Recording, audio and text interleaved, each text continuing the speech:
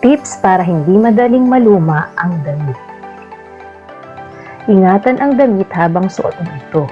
Huwag dumikit o umupo kung saan-saan at ingatan itong magasgas at masabit sa magaspang o matulis at matalim na bagay.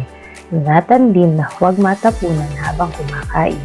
Huwag itong gamiting pampunas ng pawis o dumi sa kamay o katawan.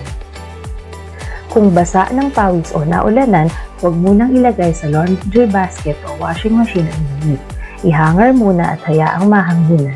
Sa ganitong paraan, iiwasan ang pagkakaroon ng molds o tagulamin, gayon din ang hindi ka nais-nais na amoy. Ilagay din ng maayos sa laundry basket ang mga labahing damit. Maglaan din ng magkakaibang laundry bin o basket para sa iba't ibang uri ng kasuotan.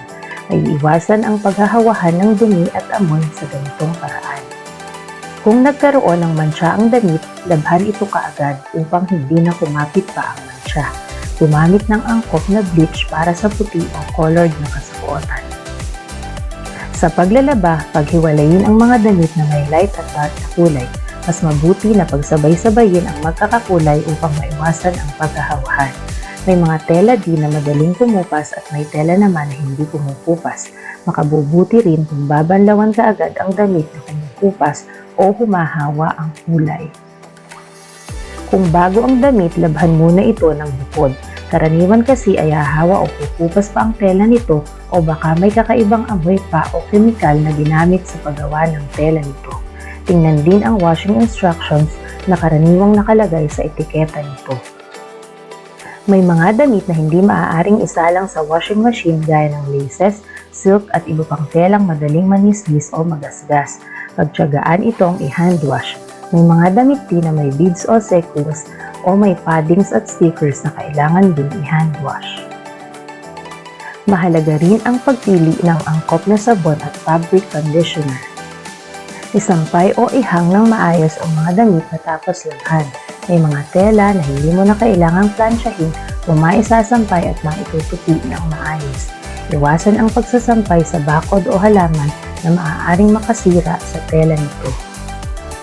Tiyakin din na malinis ang hangers at sipit na gagamitin at walang dumi o kalawang ang sampayan. Tiyakin din na matibay ito at hindi mapuputol o mabubuwal para hindi masayang ang pagod.